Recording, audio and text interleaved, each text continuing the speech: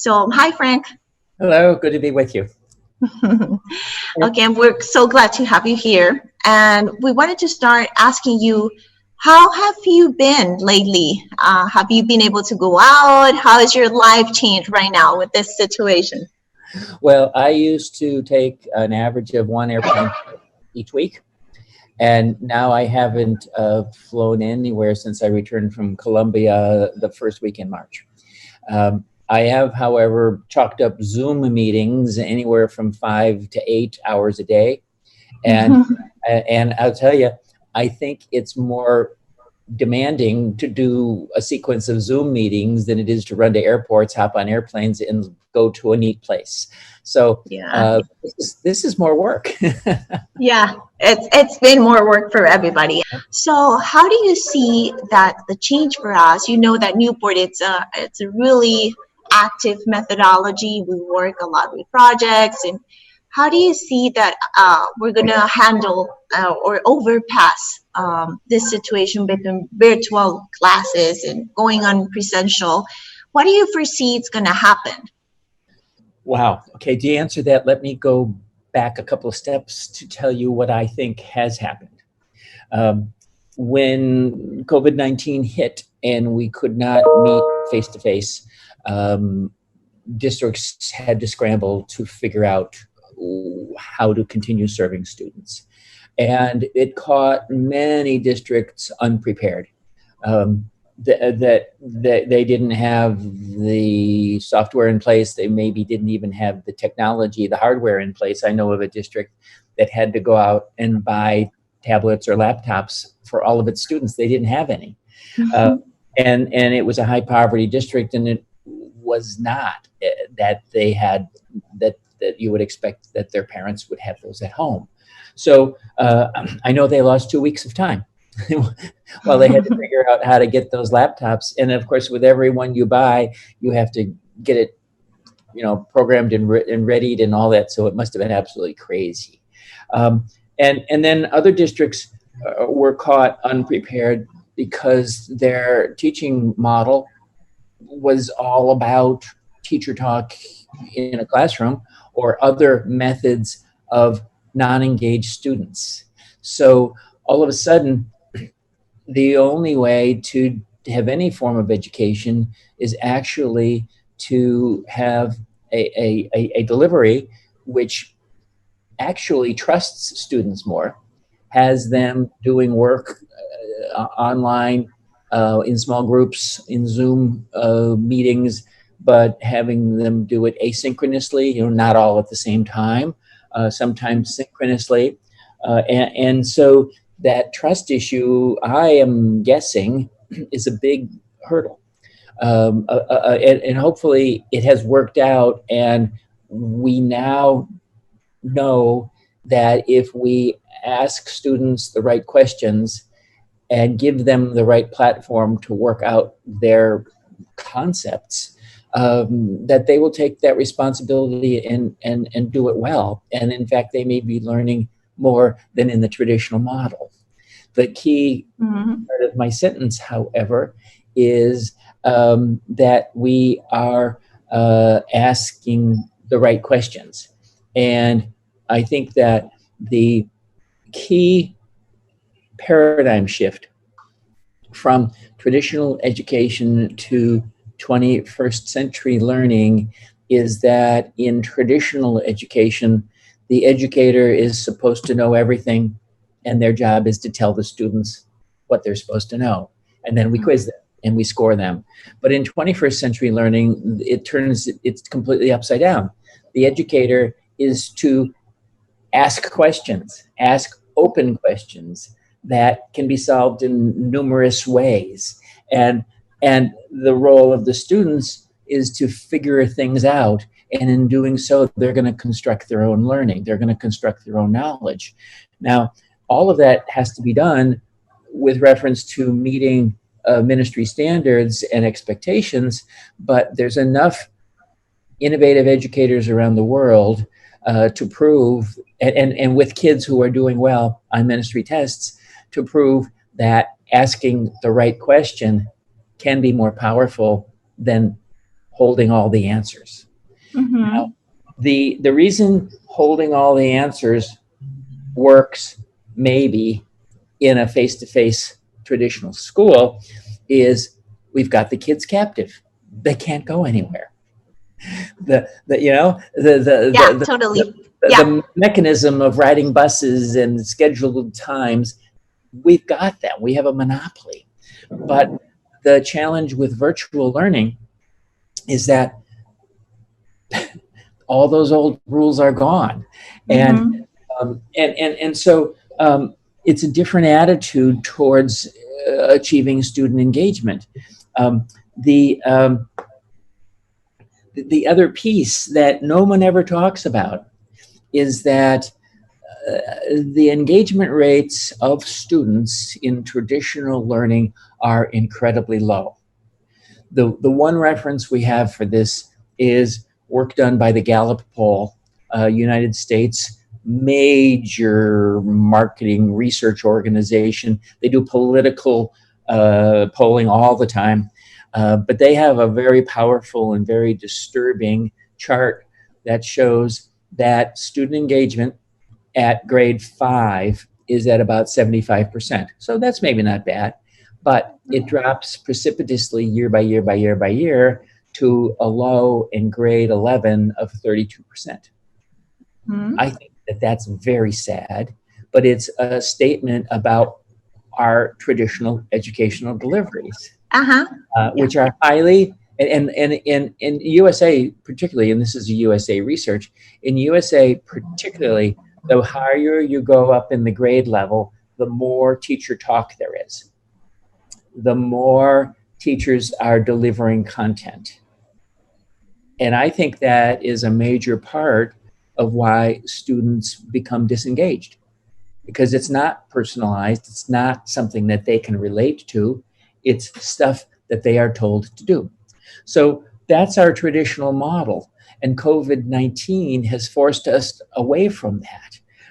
And I don't know exactly what it has forced us to, and whether that has better dynamics than the traditional model.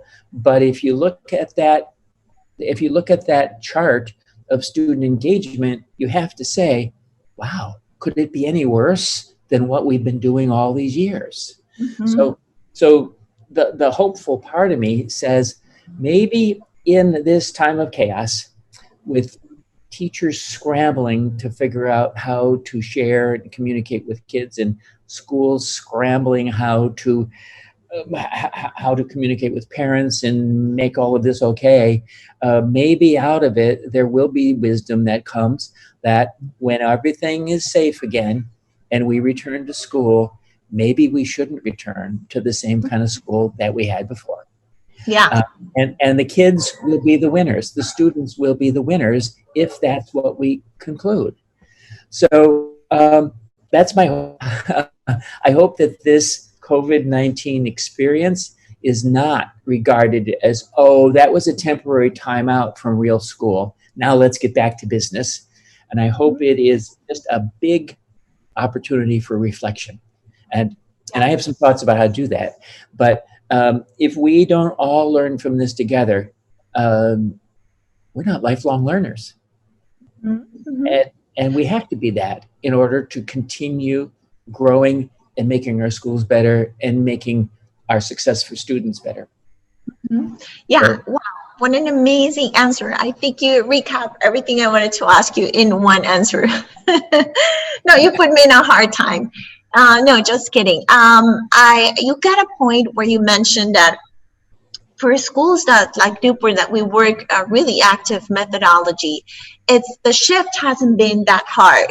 However, for traditional school, it has been really hard because they have traditional teachers where they don't foresee another way of teaching, and the engagement they used to have with the students was really low, or the teacher was not very active to let the students participate. That's why for schools that have active learning, it was not easy, but it was much more easy than the traditional schools. Right. Since we're also dealing with this in the time that if we could go back and we stay this way. You know Colombia for many, many years, and you know that we have a lot of traditional education. The schools that are trying to push or to look forward to another approach with education, we have been seen as not realistic education or not formal education, because we believe in another approach of learning, like what you said, like a lifelong learning, because we're a hands-on experience in learning. Why do you think it's so hard for schools to change? And I'm putting right now on the table the Colombia situation, because you've traveled, you know the ministry, you know how the government works. Why is it so hard to believe that in modern countries or in other countries it works, but why for us in Latin America it's so hard to see that we need to shake it up and move and project that we're not teaching the students that the way we were taught, that there's a new generation that it's facing and it's starving for another way of learning. And we as educator, we cannot sit in the comfort zone. We have to shake it and see that there's another way of approaching the learning, because we are educating a new era of children that think and belong to a different era of education. So how do you think, or why is it so difficult? Wow. That is a powerful question that I think has a very sad answer. But before I answer it, let me address the imperative of change. The schools that have changed their daily practices have not changed them just because they think it would be cool to do that. It's not because, oh, this sounds like a better idea, let's go do this. They've changed it because the world has changed. They've changed it because the model that we use, both in Colombia and in USA and in United Kingdom and in China and in wherever it is a model that was developed 100 to 125 years ago. It was developed for a factory industrial concept of work, which has faded in many, many places. It was developed before technology. And once we had the internet, once we had the ability to share information, to store information, to have students have immediate access to knowledge, or anybody immediate access to knowledge, all of a sudden, the traditional hierarchy of who holds knowledge, who dispenses knowledge, is completely blown away. And our system of a professor at the front of the room dispensing knowledge was a system that was developed 125 years ago when knowledge was very expensive commodity and limited. We had bibliotheques with closed walls around them and a lock on the door because the books themselves cost a lot of money. And the job of the adults was to guard the costly things. And the whole system was set up for that. It was also set up in a manner that made sharing of that knowledge simple. And what they did is they took the rich world that we have outside and they broke it into small, disaggregated units. So they separated math from science. They separated languages from history. They separated everything into little tiny bits of knowledge. And then they even went one step further and they said, well, we'll have a specialist just teach math, and we'll have a specialist just teach science. And then those patterned out in separate ways. And what has happened is that we now expect our students, as we did 125 years ago, to take little tiny bits of knowledge metered out at a pace that the educator thinks is appropriate and in an abstracted manner that bears no resemblance to the outside world. And in fact, doesn't ask those students to do anything about it. It just asks them to know it. And I have to say that the biggest reason for wanting to know it is usually because an adult said you had to. So it's not for the intrinsic reason that, oh, this is exciting. I can do something with this. I can take this piece of knowledge and I can add it to another one that I know, and I construct a new understanding that is my own, that I own, and that is a richer experience than I had before. So combining math and sciences is a pretty simple step, but we don't do it, you know? Why don't we do this? Okay. Just to finish that thought. So therefore, thinking about the changing world that we have today, information is available anywhere. Half the jobs that our students will have in 10 years have not yet been invented. Half. There are things that are emerging that we couldn't even have imagined 5 years ago. And yet we are trying to prepare our students for this crazy world where they have to be entrepreneurial to find new jobs. Oh, by the way, we're going to lose 3 million jobs, at least in the USA. Maybe it's 30 million. I can't remember the number, because of robots. Because robotic, yeah. And so wait a minute, you say, wait a minute. On one hand, a lot of these things we've counted on are going to be gone. And then there's all these other things that we don't even know what they are yet, and they're going to be with us. How do we prepare our students for life of uncertainty? Well, it's not by giving them content. It's by giving them the portable skills they need to be successful. They need to be agile. They need to be critical thinkers. They need to know themselves well, to know what they want to do next. Our traditional system has done really, really poorly at all of those introspective issues, social emotional learning, knowing yourself, knowing who you are, where you want to go. And that's part of how the curriculum has to shift. But let's just say, bottom line, our traditional methods of teaching aren't covering the topics that our kids need for success, number one. Number two, they're incredibly boring and meaningless. And our students, hooked to their mobile phones, accessible almost anything when they're out of school, walk into school, oh, you have to put your mobile phone away. It's a different world, and it's not a real world. And it's no surprise that our level of disengagement among students is so low. And I think it's partly aggravated by the fact that the world outside is so rich and the world inside is so poor and so poor. Mm-hmm. So with all that said, the COVID-19 experience and what we're expecting here anyway is that this is going to ripple through probably at least another year, challenges the way we've done things. And all I can say is, hooray. and however, the fear, of course, is that our schools and our educators have not figured out a virtual platform that does anything better than they used to be before.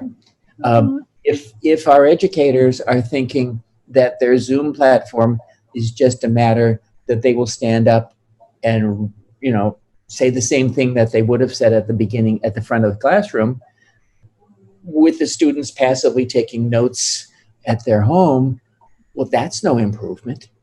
I run workshops, or at least I ran face-to-face workshops regularly. This is why I fly so many places. And we would regularly have 50 people in a room for 2 days, 3 days together. And the idea is that they have to have an intensive experience where they are worrying through challenging questions and coming up with collective answers. They're building their own learning, if you will, about their school and where they want to to go. Well, I've been doing virtual workshops now. And so the reality of that is, number one, we want to have the same visceral experience when done. So we have to have group discussions built into it and posting of ideas and things like that. And my goal in those is that people leave their sessions with me not only feeling that they made a really strong contribution to what the future of their school is going to be, but I want them excited, viscerally connected. I want them to be shouting to the rooftops what this is going to be like. And that's what we need, because the idea of transforming school is such a long path. It's a marathon. And we need people who can go the route. So bottom line, though, in comparing a virtual platform with a face-to-face experience, is that if I were to do, well, I've done this, okay. So 2 days of face-to-face workshops planned, and in converting them to virtual, for each one, they became 6 days of Zoom meetings, each no longer than 2 hours long. And the reason is you can't sustain the long time when you don't have a more social venue. If you're sitting at a table with 6 people, you can do that all day long and have a variety of conversations, and lunch comes and you go grab your lunch and you come back down, you're moving and things like that. But you can't really do that on a virtual platform. And I'm working with adults. Now, the research shows that adults can sit still for an hour without their brain going to sleep. High school students can sit still for 30 minutes without their brain going to sleep. And elementary school students can sit still for 15 minutes without their brain going to sleep. So how does that translate to a virtual platform? You have to use the virtual platform to ask deep questions to the students and have them figure out the answers, which means they need to do research, perhaps, which may mean that they have a lot of what we now know is asynchronous time, not on the platform, but on their own time, working things out, figuring things out. They need time communicating with peers, so setting up small group rooms of discussions and all of that. So it's actually much more complicated to get all the logistics right. And then just to compare these platform differences, I can walk into a workshop with 50 people and have it set up with flip charts and the LCD projector, etc. And I can run the entire show all by myself, make time adjustments as we go along. But what we found in the virtual platform is, yes, I'm still going to facilitate it, but I need a timekeeper, because this is like running a television production. You've got to be down to the minute. So that's another person to help me. We have a spotter who can look at the faces on the Zoom screen and see who wants to say something. Because otherwise, they're going to get lost. And you need a note taker who can grab all of the conversation and make it, because I would normally be putting that on flip charts. And then we need to have Zoom rooms and Google Docs where the participants are talking with each other and documenting their own thoughts. And then, of course, we have to scoop it all down and turn it into a report. So the reason I share this is I don't think that that's terribly different than what a successful virtual school would look like.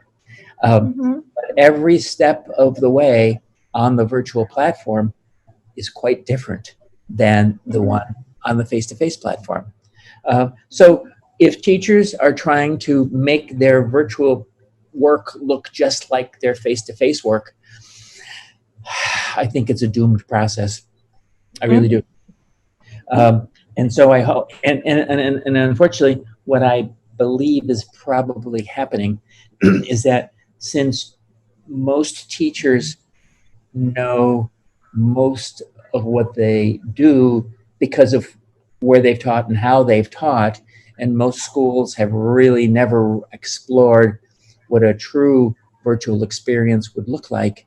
Then there's not a whole lot of guidance on how you set up a successful virtual platform for a school. That's my guess as to what's happening. Yeah.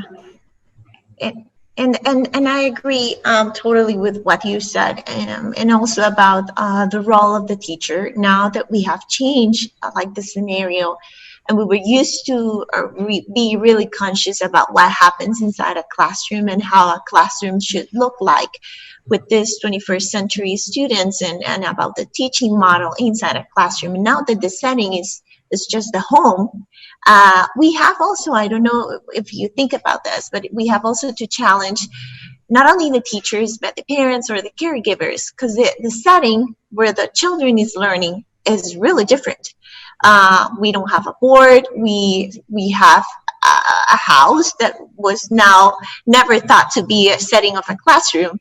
And how can we see that right now the classroom has made a total shift, and it's not a setting with the setting that we have in our minds, but it's a setting that it's our home. How can we encourage teachers and parents also to have another look and about taking advantage of probably the kitchen as an investigation, I don't know, area for science, for math, maybe the library, if they don't have a library, a small portion of books that they have at home and build it in a library to have the literature section. Since now we're replanting and doing another brainstorming of how can we change the setting of a learning process, because now we're in front of a screen and we probably don't have the desk that the child needs, just they're doing the homework or taking the classes at a normal table or probably at the dining table. So how is the setting affecting the learning process? What do you think? Is it something that we should take into account, or is something that we can, I don't know, move it to the best we can? How do you feel that the setting is also involved in the learning process now that it's quite different? I think you've opened up a really, really intriguing issue. And first of all, we need to recognize that in this situation, students are using whatever's available at home, which is going to vary based on the socioeconomics of the family. They may be needing to borrow a computer from their aunt because the family doesn't have one at home. Or it's a tablet or something that's small and not necessarily as functional. Or there are three siblings in the house who are wanting and needing to be on it all at the same time. So the situation, because of lack of hardware, could be very, very difficult in some households. I know of districts in the USA that were figuring out how to go buy computers and get them to those households that had multiple siblings, because it does turn out that the synchronous time with the teachers all tends to be in the morning. So you may have three siblings all needing the computer all at the same time. Yeah. So that's a technology, that's a hardware logistic. The concept that you ask about, I think, is absolutely fascinating, because unless we discuss it and outline ways to enhance learning by individual kids or by siblings within a household, we probably could end up defaulting to a household version of a traditional classroom, which is to say, it might end up being, well, here's your desk, or the computer's at the corner of the dining room table because that's all we have, and that's what things going to happen. And it's not perceived as anything other than trying to make the home experience kind of like the classroom experience, sitting in a chair in the back row, listening to the professor. But what you have outlined of setting up, say, the dining room table as the science lab or the kitchen counter as the science lab, um, parallels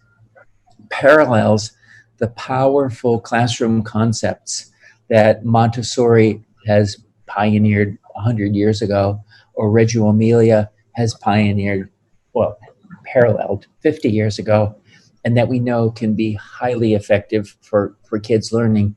And yes, those are perceived as early years programs, but their lessons apply through all grade levels. In fact, I'm working with several schools that are working to extend those practices all the way to graduation. So the concept I would describe as one of setting up learning centers. And so if you say the kitchen counter becomes like learning centers inside the house. Yes. Wow, that's a great idea. With the notion, and this is for asynchronous time. It's not necessarily for while you've got the computer on, but for when you are doing what formerly known as homework.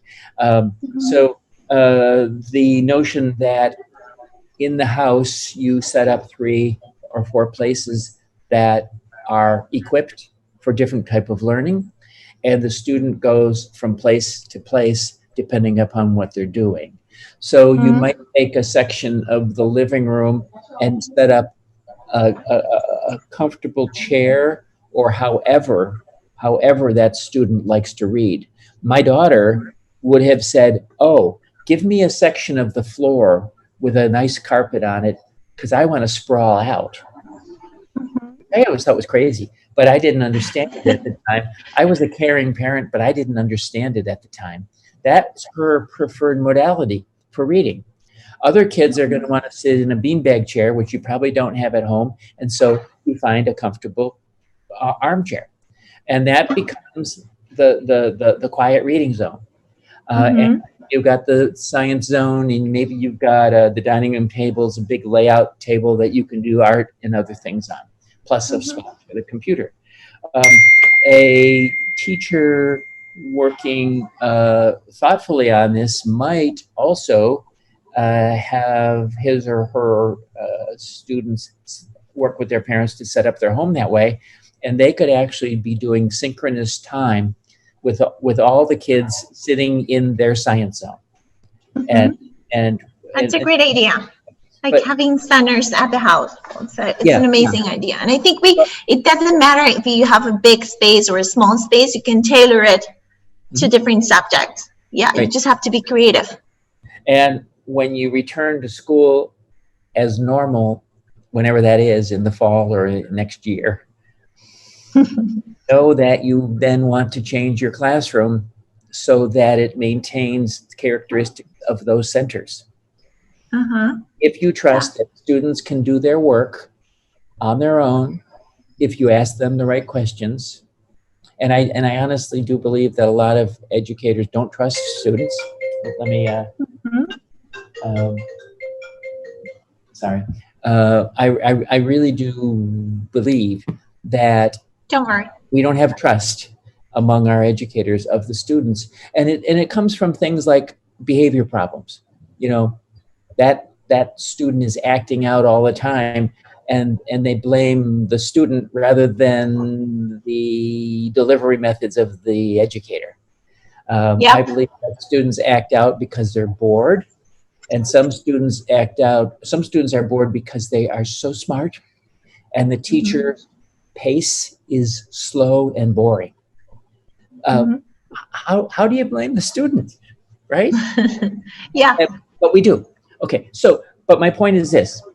If you have 25 students in the room, 30 students, 35 students in the room, and you're used to having them all doing the same thing at the same time, that's a real 20th century concept.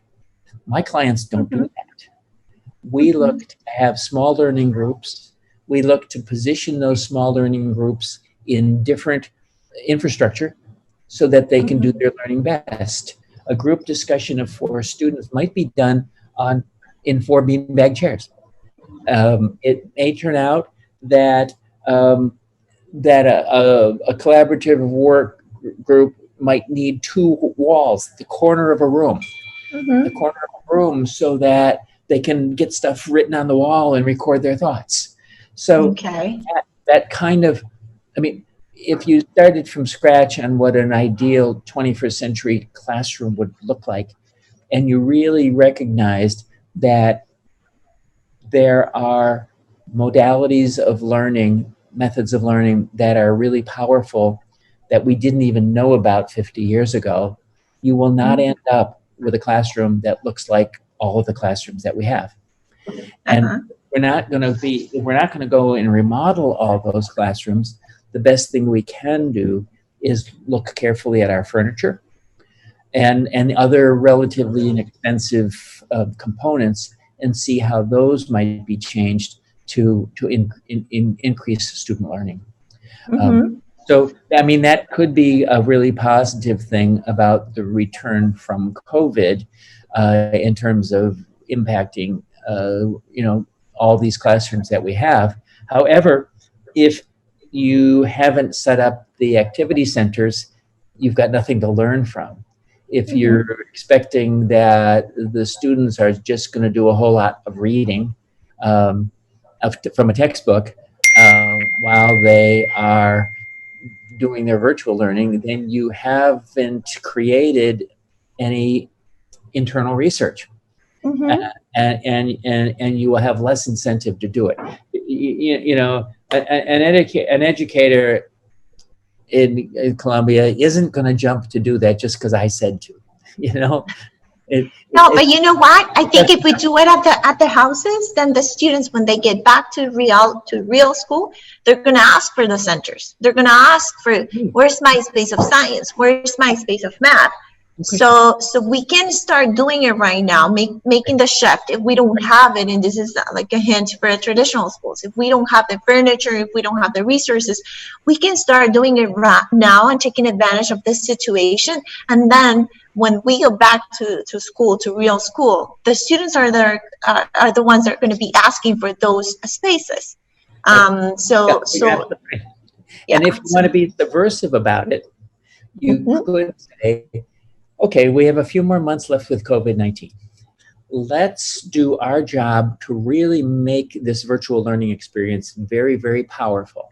And in order to do that, of course, you do have to change. You have to be sure that the teachers are delivering their part in a questioning manner rather than in an I know it all directive manner. That's the first piece. The second piece is then to work with the parents and the teachers to create those learning centers. And then you will have on-the-ground research from your own school stakeholders who then can figure out what to do when we return to quote-unquote normal. So here's my, can I just throw out a fear related to returning to normal? Yeah. My fear is this. My fear is that here's what's going to happen. So let's say the ministry says you can open school. I'm just going to pick a date. January 1st next year. Okay. And then all the schools are going to say, oh, okay, we only have 7 months to work virtually. Oh, we only have 6 months to work virtually. Oh, we only have 3 months to work virtually. And then we're going to get back to our traditional school. And then when they get back, my fear is they're going to open the campus. There's going to be lots of hugs. And people are going to say, I missed you. And teachers are going to be reaching down to their first graders and kissing them and saying, oh, I missed you so much. And everybody's going to say, oh, it's so good to be back. And then they're going to go into their classrooms and they're going to do the same thing they were doing before this. Yeah. And forget it, And what a lost opportunity. So I think what has to happen, and it might be starting very quickly, I suggest that schools convene their teachers, and you could do it at your school next week, to have a reflective discussion session about what's working, what's not working, how to improve the current virtual delivery model, and what from that model do we want to hang on to as we go along, as we come back to quote unquote normal. And if you did that now, which would be, well, that'd be 1st of June, and you did that at the very end of your year, which I think, when do you end? You end at the end of June, or you end in July? We're calendar 8. We end the year until November. Oh, okay. So your calendar 8. So you could then do a check-in in August, and you could do a check-in at the very end. So 3 times while you are on the virtual platform, if that's going to last until, say, 2021. And so coming out of that, and then just before school starts, you have another one, which is like the final one, and it is, okay, here's what we're putting into action. Here's what we're doing, right? And maybe by then, you as the head of school have realized you need to buy 4 beanbag chairs for every classroom. You need to get marker board paint to put on the walls so that kids can be doing their learning visibly, and other minor, pretty inexpensive things like that. But the other thing that you really need to do is you need to convene a similar discussion group among your students. And right now is a good time to check in, like next week. Okay? So you have a discussion group of students in upper elementary school, so years maybe 4, 5, and 6. You have another discussion group of students in years 7 and 8 or something like that. And you don't go to 12, 11, but other schools would then have another one for the high school years. And you have the same dialogue, the same discussion. What about this platform really works? How would you improve it? What don't you want to do? So when you talk to the students, it's got a slight shift. It's, what don't you want to be doing when you go back to regular school? It's a great tool. It's a great tool to make a really good assessment of what we're doing. Yeah. If you don't ask the students, you've only got part of the equation. And then, see, if we were face to face, the way I would do this is I would have a day where we have the educators in one room talking through their issues. We'd have the students in the next room addressing the same questions. And then after about 3 hours, we open the door and have the students come and join the educators and sit at every one of their tables. And the students and the educators talk about what school should be like together. Okay. Yeah. And again, we have such a tradition of not asking students. We do not believe that a middle school student can be serious enough about school to give us thoughtful insight. Well, that's 20th century thinking. Yeah. 21st century thinking is that those students are always building knowledge with others on Facebook and in other locations like that. They are quite used to sharing ideas, and they are probably confident in their discussions with adults if you give them permission to do that. I'm going to go. I have 2 questions left. One is because I want to make an emphasis, and you said it back in one of your answers, referring of what needs to be taught in schools for the 21st century students. And one was like self-awareness of our personality, personal skills. There's been a lot of talking nowadays about coding and that the students need to code, but I wanted to ask you, since you have a lot of knowledge in this area, what do we need to start teaching, or what do we need to focus on this new learner student that we have in our classrooms? What is something that you will recommend the schools to always teach, or to focus on, I don't know, different areas? Can you give us some advice of what subjects do we need to focus on? It's not subjects. It's skill. And you're not going to You're not going to focus on them. You're not going to teach them by setting up another course called skills. You're going to teach them by changing the daily activities that a student does so that they're learning those skills while they're learning the required ministry curriculum content. And that's how we've made the change in other schools around the world. Okay. There's not enough time in the day to add more subjects. And if you tried to take away subjects to make more time for these new skills, you'd get so much pushback. Like, okay, I really don't think factorials are necessary for students to learn. But we do teach them in our high school curriculum in Columbia, and I happen to know that. Yes. So if I said, well, we're going to stop teaching factorials so we can start teaching critical thinking skills, the people who have been teaching factorials are going to yell at us and say we're shortchanging their work. And we don't have time for that debate, number one.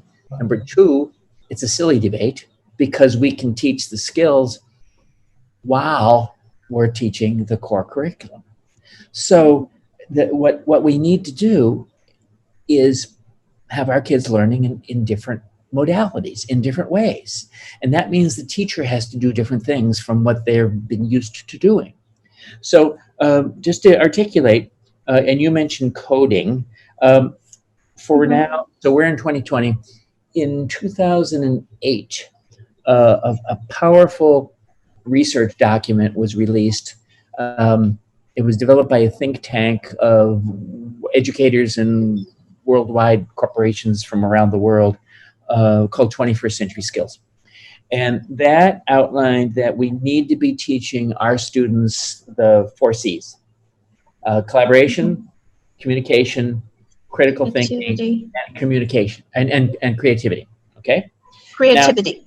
Now, creativity, collaboration, communication, and critical thinking. Okay? And wow, we never focused on that in schools before. Maybe we were touching on some of them and say, for example, oh yeah, we teach creativity, we have an art class. That's not what that means. What that means is creativity in everything you do. You can't isolate it, you can't disaggregate it and make it the domain of one small event in school. So those are the 4 C's. We can teach those while we're learning math and while we're learning factorials and while we're learning about dinosaurs. But you can't do it with a student sitting passively in a chair, listening to a teacher, or not listening and trying not to get caught, listening to a teacher telling them all about factorials or about dinosaurs. You have to do it with active learning, students solving problems, meeting other goals, like we have a community problem here. How are we going to solve that? That's a great way to learn about environmental pollution, about traffic safety, about the weather. So it goes on and on and on and on. People have added 2 more C's. One of them is civics, because in fact, our world is deteriorating and we are not preparing our students very well for that. And the other one is coding, where people do say we need to have these technology skills. I was born on the other side of the digital divide. I think coding is interesting. I'm not necessarily an advocate that we should be doing that unless we can do coding while we're doing other things. And that may be fine. I think that it may, and I don't know enough about it or enough about math to know, well, maybe we can teach the math that we're supposed to teach while kids are still doing coding. But civics is something that's paramount. I'll give you a quick example of how we are addressing the civics question and how we have an oversight in every one of our schools, except for the 1 or 2 that I stole this idea. So we are starting, we are in construction now for our new Avante Global School in Cartagena. And as we build it out and get to the secondary level, we are including in our infrastructure a courtroom. It will look like a Columbian courtroom. It will also have glass walls on the side so that from the corridors you can see what's going on in there. And the idea of courtroom is that that is where justice will be administered to students, by students. So our traditional model is that if a student misbehaves, breaks a rule, let's say bullying in the baños, that student is sent to an adult who administers justice. Mm-hmm. What does that do? It teaches kids that somebody else is responsible for justice. It teaches kids that they have no responsibility other than maybe blowing the whistle. But when students are holding the school values in their hand, when they are the ones that know what is the basis of an infraction, and they're the ones who judge the situation and identify whether a student should have some form of punishment, that moves civics right to the heart of students, as opposed to being administered by somebody else. And I think that's makes more sense for them. It's a life lesson. Yeah. And so, and of course, we haven't gotten to the point where we have developed the model fully, but I stole this from a school in California, by the way. But think of this: we will need a judge. We will need lawyers.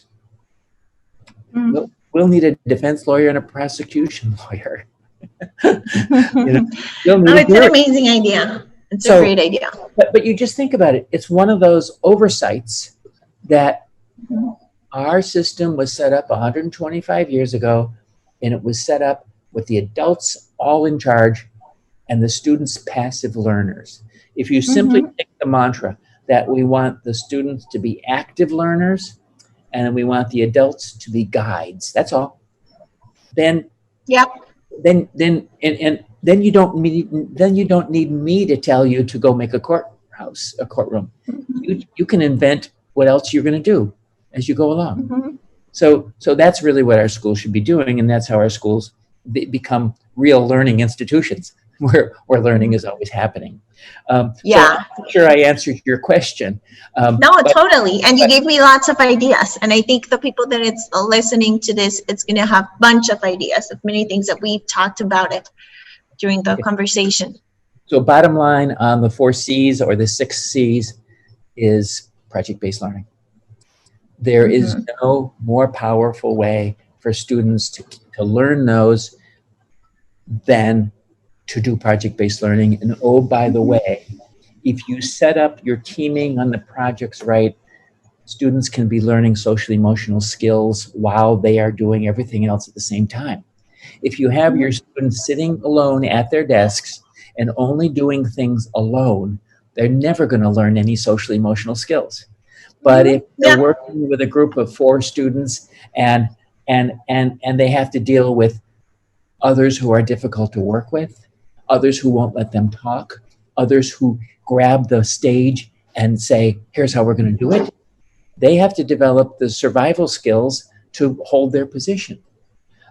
And once the teacher realizes that platform of students working together is one of the more powerful ways to learn social emotional skills, then the teacher can bring structure to it to even enhance it even further.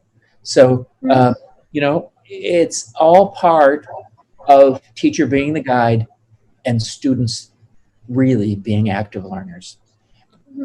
And if that's what your school is, when we have the next COVID, and people say we will, then the transition to virtual is not that big a deal, because projects can be done. Imagine you're on a project team with 3 other kids, and your job is to do it whenever you want to, and all of the kids know that they're more comfortable doing it at 10 o'clock at night while in their pajamas. Well, they can have a Zoom room and be doing their work together asynchronously for as far as the teacher's concerned, synchronously as far as they're concerned, and they'll get the job done because they'll care. Yeah. And that's one of the things we see about project-based learning. Kids care. Yeah, they get so engaged with the learning. Yes. They don't feel they're learning because they have to, it's because they want to. Right. That's Yes. what we see in the school. Yes. Yeah. So our traditional model is to use reprimands, like you're going to get a bad grade, to get kids to do what we want them to do. That's number one.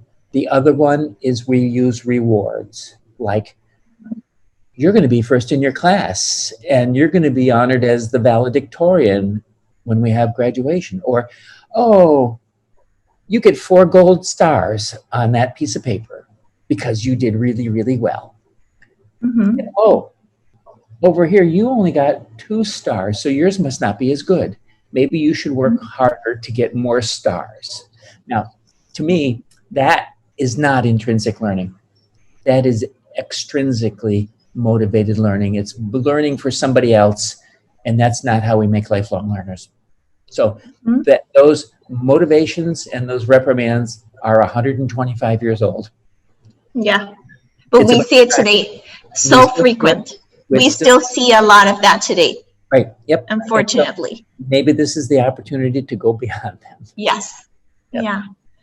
So my last question is that maybe for the people that is watching us, they don't know, but we've been working for a new Newport location that is going to be really fantastic. And Frank is advising us in the project. So what can we tell the parents a little bit about the project? What will you be able to tell the parents that we're working on from your point of view?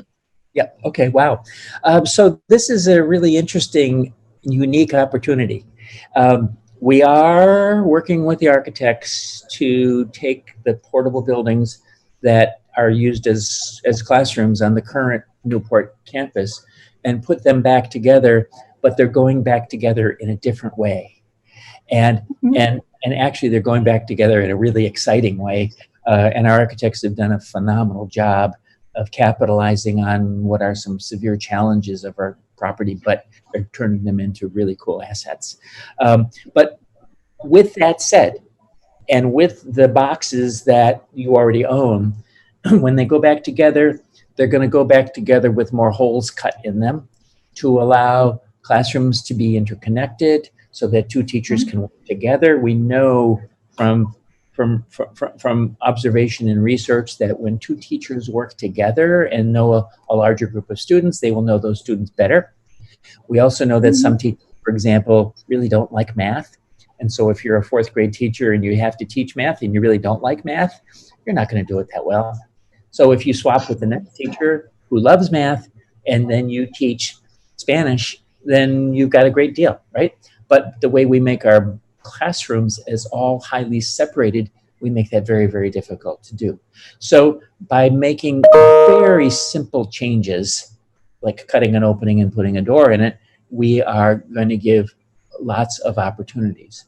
Others are to look at ways that we can use the outdoors for sheltered patio spaces, etc. We are now talking about having display of student work outside the classrooms so that in a sense, every classroom has a signature, not of the teacher, not of the room number, but a signature by the entry door. Of what's going on inside the classroom, Work, yeah. So that's exciting. And then the rest of it is a very thorough look at the whole site, the whole property, the dynamics of the thoughtful dynamics. For example, carefully thinking through the student dining experience to make it one that is socially supportive and energizing, rather than what it is for many students, which, because it's so noisy and it's so quick and they're so awkward about it, that it's difficult. Including alternate ways of having your lunch. Maybe it's sitting on a bench outside of the building. So, things like that. Mm-hmm. So I think it's a really, really opportune time to be thoughtful about school, about how kids learn, how teachers are teaching in other places that Newport will ultimately be doing. What we want to do, let me restate this. We want to make a building that anticipates change among educators. And if we don't make a building that anticipates that, we're freezing it in time. And that's a waste of money. So, and my belief is this: for all the wonders that an architect can do in making a building, the most powerful thing they can do is to make a building that can be interpreted by the educators and reinterpreted by the educators, and then again over time, so that it's the educators who are in charge of how the building is used, rather than the building being in charge through restrictions in what the teachers can do. And I think we're going to make major leaps on that as we get this design worked out for the new site. Yeah, it's going to be that way. Well, thank you so much for your time. We spent about an hour talking. Oh, wow. So it's been great. We can spend more time. We can spend here like hours and talking and talking. So I love chatting with you. It's such a wonderful experience.